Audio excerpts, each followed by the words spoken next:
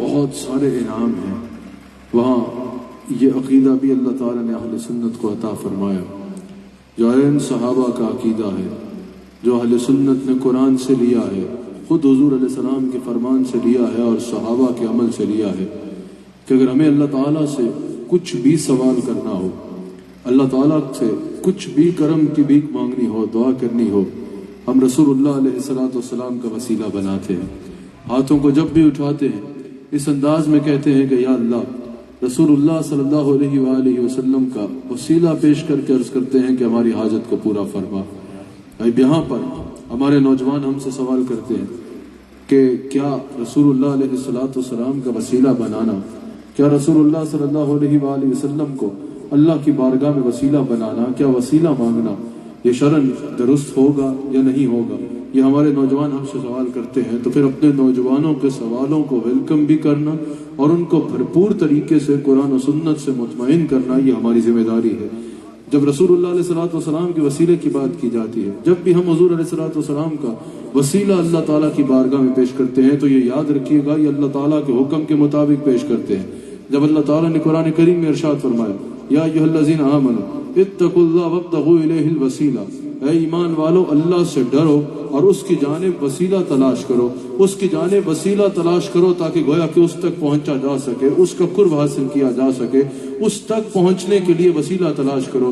یہاں پر جب اللہ تعالیٰ نے وسیلے کا حکم فرمایا تو یہاں پر محدثین کہتے ہیں، امام علوسی نے کہا کہ اس سے مراد توسل بالاعمال بھی ہے اور اس سے مراد توسل بالاشخاص بھی ہے، یعنی اس آیت سے ثابت ہو رہا ہے کہ اللہ تعالیٰ تک پہنچنے کے لیے، اللہ تعالیٰ سے دعا کرنے کے لیے، اللہ تعالیٰ کے قریب ہونے کے لیے اعمال کا وسیلہ پیش کرنا بھی جائز ہے اور شخصیات کا وسیلہ پیش کرنا بھی جائز ہے۔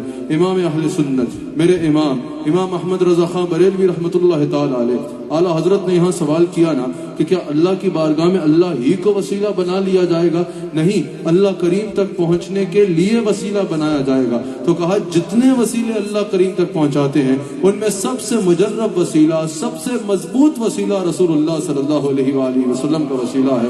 اور یہاں پر امام علوسی اس آیت کی تفسیر میں کہتے ہیں کہ جب اللہ تعالیٰ نے یہ ارشاد فرمایا وابتغوا الیہ الوسیلہ، امام علوسی کہتے ہیں اپنے اس عقیدے کو آج مضبوطی سے آپ نے سیکھ کے یہاں سے اٹھیے گا، اور رسول اللہ علیہ السلام کی شان اور مقام کو بھی اسی سے میں آپ کے آگے بیان کروں گا۔ امام علوسی کہتے ہیں کہ اس سے مراد توسل بالاعمال بھی ہے، اعمال کا توسل بھی جائز ہے، توسل بالاشخاص بھی ہے، شخصیات کا توسل بھی جائز ہے، اور انہوں نے بھی کہا سب سے مضبوط وسیلہ حضور علیہ السلام کا وسیلہ ہے۔ اور پھر امام علوسی فرماتے ہیں کہ اگر کوئی ان الفاظ میں اللہ تعالیٰ کی بارگاہ میں عرض کرتا ہے کہ یا اللہ، رسول اللہ صلی اللہ علیہ وآلہ وسلم کا وسیلہ پیش کر کے تیری بارگاہ میں عرض کرتا ہوں کہ میری حاجت کو قبول فرما لے یا مجھے اپنا قرب عطا فرما دے، یا کوئی بھی سوال کرنا ہے، تو امام علوسی کہتے ہیں یہ شریعت کے مخالف نہیں ہوگا بلکہ قرآن کے اس حکم کے مطابق ہوگا، قرآن کے اس حکم کے عین مطابق ہوگا۔ کیا کہ اگر رسول اللہ علیہ السلام کا وسیلہ بنایا جائے گا، سب سے پہلے آپ کو وسیلہ پیش کرنے کا ہمارا ایک بہت بڑا پرابلم یہ ہے کہ ہمارے لوگ عقیدہ سیکھتے ہی نہیں ہیں۔ عقیدے کا نام ضرور پتہ ہوتا ہے لیکن اس سے مراد کیا ہے، اس سے ہم نے لینا کیا ہے، اس کو ہم نے کس انداز میں ماننا ہے، اس کو سمجھنے سے قاصر ہوتے ہیں، اس کو سمجھنا گوارا ہی نہیں کرتے یا اس کی سمجھنے کی طرف کوشش ہی نہیں کرتے۔ اب آپ خود بتائیے، اگر کوئی اپنے آپ کو سنی کہے اور اس کو یہی نہ پتا ہو کہ عقیدہ توحید سے مراد کیا ہے یا عقیدہ توحید کے تقاضے کیا ہیں، یا اس کو یہی نہ پتا ہو کہ جب ہم حضور کو حاضر ناظر مانتے ہیں، مثال کے طور پہ یہ عقائد پیش کر رہا ہوں، تو اس کا شرعی معنی کیا ہے اور اس کو کس انداز میں ماننا ہے۔ جب ہم کوئی بھی عقیدہ بیان کر رہے ہیں، چاہے وہ وسیلے کا ہو یا جو بھی عقیدہ ہو، اس کا مراد اور اس کا عقیدہ ہمارا کیا ہے، اس پہ ہمارا کیا بلیو ہے، پہلے اس کو سیکھنا ہر سننے کے لیے ضروری ہے۔ وسیلے سے مراد یہ ہے، جب اعلیٰ حضرت سے پوچھا گیا نا کہ کیا وسیلہ شرک ہے، تو میرے امام اہل سنت امام احمد رضا خان بریلوی رحمۃ اللہ تعالی علیہ نے، ہم ایسے ہی نہیں کہتے کہ عقیدے میں ہمارے امام احمد رضا ہیں، ہم ایسے ہی نہیں کہتے کہ عقیدے میں دنیا و آخرت کی نجات اس میں ہے کہ عقیدہ اہل سنت کو اس انداز میں اپنا لو جس طرح امام احمد رضا خان بریلوی نے بیان کیا۔ اعلیٰ حضرت نے ایک ایک عقیدے پہ قرآن و سنت سے دلائل کا وہ انبار پیش کر دیا کہ الحمدللہ اب قیامت تک یا رسول اللہ کہنے والے کے قدم لڑکھڑائیں گے نہیں، بلکہ عقیدہ اہل سنت پہ جم کر چلے گا اپنے امام کے بتائے ہوئے عقیدے پہ، چاہے وہ عقیدہ توحید کے معاملے میں ہو، چاہے وہ عقیدہ رسالت کے معاملے میں ہو، چاہے وہ اہل بیت کے متعلق عقیدہ ہو، چاہے وہ صحابہ کرام کے متعلق عقیدہ ہو، کسی بھی اعتبار سے جب عقیدے کی بات آئے گی تو امام احمد رضا کا عقیدہ چمکتے ہوئے چاند کی طرح نظر آئے گا۔ اور یہ بھی یاد رکھیے گا، جو ہم کہتے ہیں نا کہ ہم اس کو مانتے ہیں امام احمد رضا نے کہا، اس کی وجہ یہ نہیں ہے صرف کہ امام احمد رضا نے کہا۔ سنی کے سامنے تو جب ہم یہ بیان کریں گے کہ امام احمد رضا نے کہا تو اس کے لیے یہ بات بہت ہوگی کہ اعلیٰ حضرت نے کہا ہے، لیکن جب آپ کو ایک بات کو پروف کرنا ہوگا تو صرف اس کے لیے ایک نام ہی کافی نہیں ہوگا۔ ہاں الحمدللہ ہم اللہ کا شکر کرتے ہوئے کہتے ہیں اعلیٰ حضرت کا جب ہم نام لیتے ہیں، اعلیٰ حضرت نے جس عقیدے پہ قلم اٹھایا، جس بات کرنے میں قلم اٹھایا، ناقابل تردید دلائل کا انبار لگا دیا قرآن و سنت سے براہ راست۔ جب اعلیٰ حضرت سے سوال ہوا کہ یہ وسیلہ کیا ہے، اعلیٰ حضرت نے کہا وسیلے کو پہلے سمجھنا ضروری ہے۔ اعلیٰ حضرت نے کہا وسیلہ شان ہی مخلوق کی ہے، وسیلہ خالق کی شان نہیں ہے۔ کہا کہ وسیلہ منزل تک پہنچنے کا ذریعہ ہوتا ہے، منزل نہیں ہوتا۔ اللہ منزل تک پہنچنے کا ذریعہ نہیں ہے۔ اللہ نے تو اگر تمہیں کہیں پہنچانا ہے تو کہنا ہے کن اور ہو جانا ہے، اس نے چاہنا ہے اور ہو جانا ہے۔ وسیلہ چھوٹے کو بنایا جاتا ہے بڑے تک پہنچنے کے لیے، وسیلہ منزل تک پہنچنے کا ذریعہ ہوتا ہے۔ کہا اللہ منزل ہے اور ہم وسیلہ بناتے ہیں اللہ تک پہنچنے کے لیے اور اس کے قریب ہونے کے لیے۔ اب یہاں پر اعلیٰ حضرت نے پھر دلیل کے طور پہ وہ حدیث پیش کی۔ اعلیٰ حضرت کا یہ میں نے بات کو آپ کو آسانی سے سمجھایا ہے کہ مراد کیا ہے۔ اعلیٰ حضرت نے یہاں یوں پیش کیا اس بات کو کہ وسیلہ مخلوق کی شان ہے، وسیلہ خالق کی شان نہیں۔ حضور علیہ السلام کی بارگاہ میں ایک صحابی حاضر ہوئے، ایک شخص حاضر ہوئے، یا رسول اللہ صلی اللہ علیہ وآلہ وسلم ہم آپ کا وسیلہ بناتے ہیں اللہ کی بارگاہ میں، یعنی اللہ کی بارگاہ میں آپ کو وسیلہ بناتے ہیں اور آپ کی بارگاہ میں اللہ کو وسیلہ بناتے ہیں۔ حضور علیہ السلام کو جلال آیا، حضور نے فرمایا سبحان اللہ، حضور نے فرمایا اللہ اس بات سے پاک ہے، اللہ کی یہ شان نہیں ہے کہ اللہ کو مخلوق کے آگے وسیلہ بنایا جائے، اللہ کی یہ شان نہیں ہے کہ اللہ کو کسی کے آگے وسیلہ بنایا جائے، اللہ کا شان بہت بڑی ہے، اللہ اس سے بہت بڑا ہے۔ پتہ چلا کہ وسیلہ ہمیشہ بنایا ہی اس لیے جاتا ہے کہ منزل تک پہنچنے کا ذریعہ ہو۔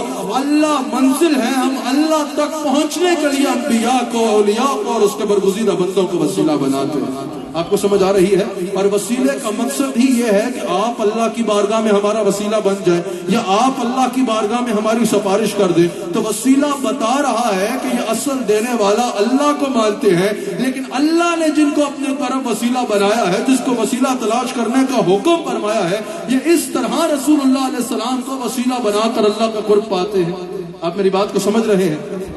رسول اللہ علیہ السلام کو وسیلہ بنایا جائے گا اللہ تک پہنچنے کے لیے۔ اب یہاں پر ہمارے سے سوال کیا کہ بھئی یہ بتائیے کہ کیا قیامت کے دن اللہ اور بندے کے بیچ میں کوئی وسیلہ ہوگا؟ کہا نہیں، اللہ کے اور بندے کے بیچ میں قیامت کے دن کوئی اور وسیلہ نہیں ہوگا۔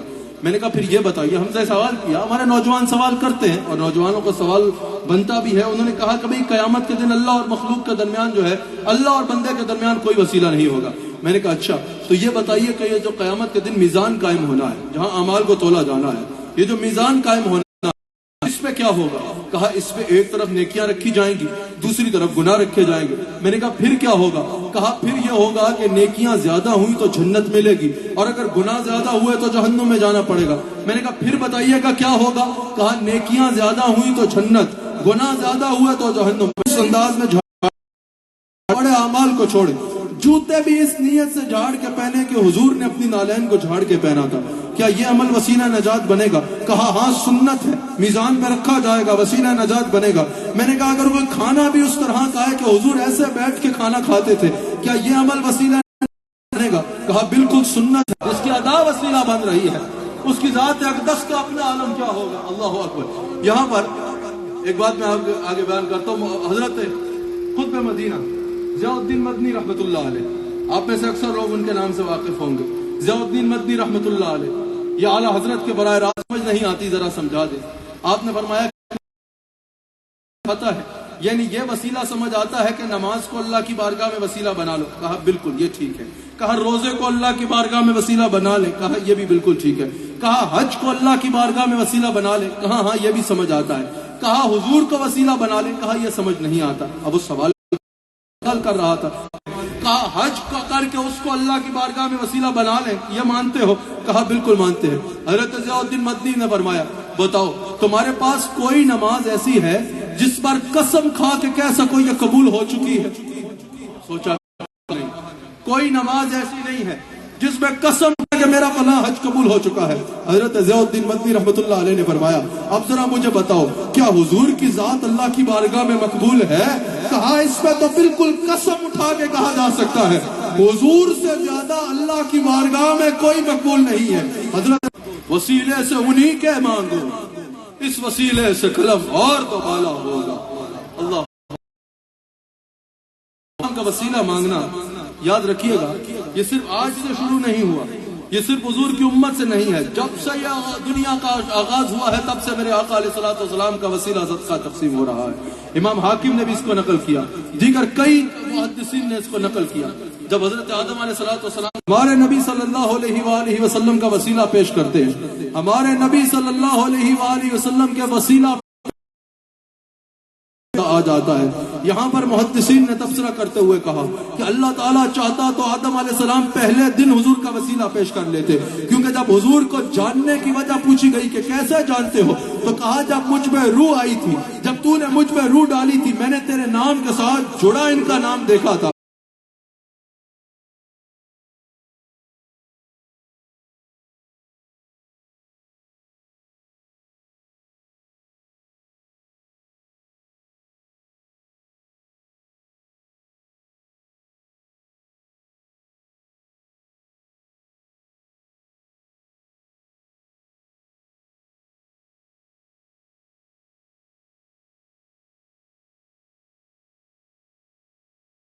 کہ میرا کام کر دیجئے، اور یہ کہے کہ حسان حسیب الرحمان کہے گا تو تمہارا کام کروں گا۔ اب کہانی بدل جائے گی، اب کہانی میرے ہاتھ میں ہوگی، میرے بعد بھرم سے نہیں آئے گا، بڑی عاجزی سے آئے گا، وہ مجھے منائے گا، منانے کی انتہا کر دے گا، کیونکہ اس تب کروں گا جب رسول کہے گا۔ اب پتا چلا مدینہ شریف شیخ بن کے مدینہ شریف کا کتا بن کے ڈالا ہے، وہاں سے ہو یہی آگے ہو جو یہاں نہیں وہ اللہ اللہ۔ یہ نہیں کہ اپنا فیصلہ ہے نا، اس پر کوئی چیز لازم نہیں کی جا سکتی، لیکن وہ خود وعدہ فرما رہا ہے لا وجد اللہ تواب الرحیم، پھر ضرور پاؤ گے مجھے توبہ قبول کرنے والا اور رحم کرنے والا۔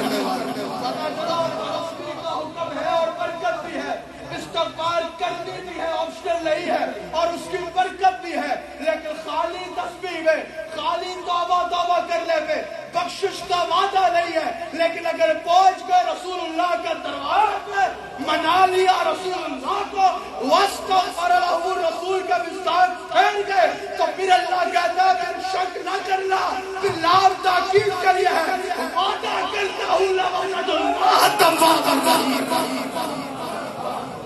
اور خالی تسبیح اور استغفار پہ کہا انہو قال توابا، اور جب حبیب کی بات آئی تو کہا تواب الرحیم، بات کو ڈبل کر دیا، رحمت ڈبل بتا رہا ہے۔ فرمایا جب حبیب کا دروازہ مل گیا، جب رسول اللہ کا دروازہ مل گیا، تو میرے یہ یاد رکھنا ان کے دروازے سے کوئی خالی جائے یا ہو ہی نہیں سکتا۔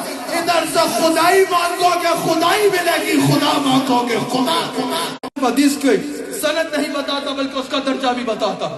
امام ترمذی اس حدیث کو نقل کرتے ہیں، حضرت عثمان بن حنیف یا حنیف راوی ہیں اس کے، وہ کہتے ہیں کہ رسول اللہ علیہ السلام کی بارگاہ میں، حضرت عثمان بن حنیف کہتے ہیں حضور کی بارگاہ میں ایک نابینا صحابی حاضر ہوئے، حضور کی بارگاہ میں حاضر ہوئے اور اس کی کہا یا رسول اللہ میری آنکھیں نہیں، مجھے آنکھ چاہیے۔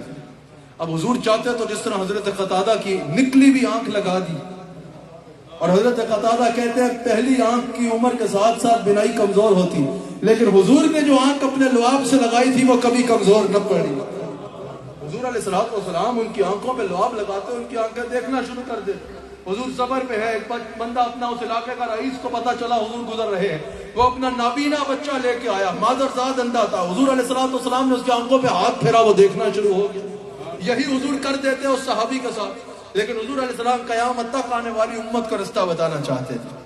حضور علیہ السلام نے ارشاد فرمایا کوئی بھی بیمار اگر یہاں بیٹھا ہے تو اس حدیث کو سنے اور اس پہ عمل کرے. یا کسی کی کوئی بھی حاجت ہے. بعد میں محدثین نے اس کو لکھا. حضرت عثمان غنی کے دور میں بھی ایک شخص مدینہ شریف آیا, اس کی حاجت تھی, حاجت پوری نہیں ہو رہی تھی. حضرت عثمان بن حنیف سے ملا, انہوں نے اس کو یہی حدیث سنائی کہ اس پہ عمل کر. اس نے یہ عمل کیا, اللہ نے اس کا کام کر دیا. تو پتہ چلا صحابہ اس حدیث کو پکارو, بتانا چاہ رہے ہیں جیسے میں مدینہ پاک آنے والے کی سنتا ہوں ویسے ہی دنیا سے کوئی بھی کونے سے مجھے پکارے میں اس کی آواز کو سنا کرتا ہوں.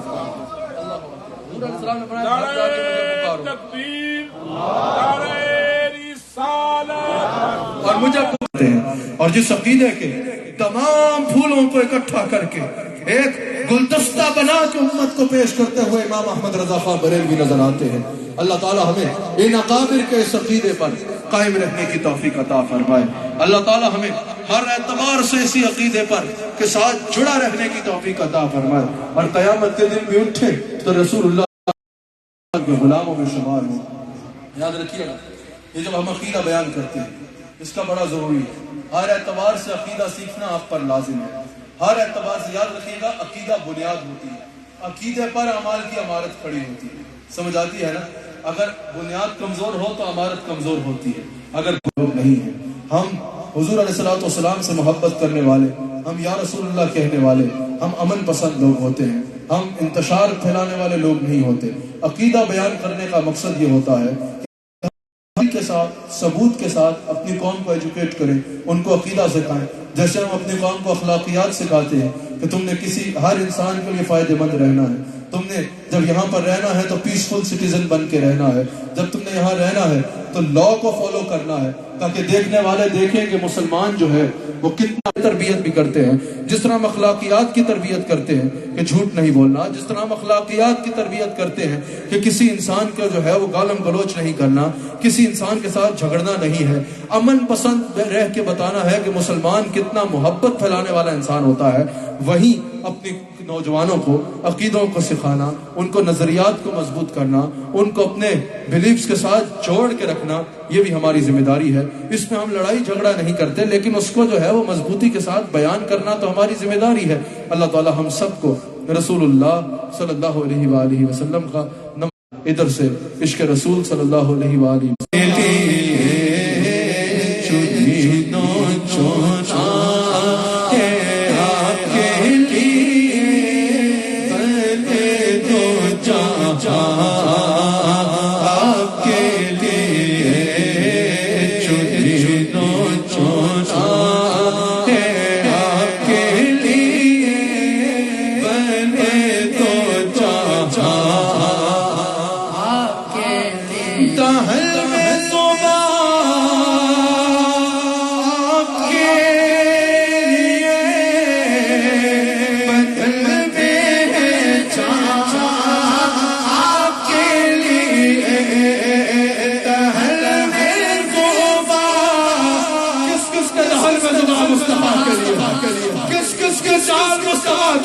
کے لیے ایک بار سب ہاتھ اٹھا کے کہو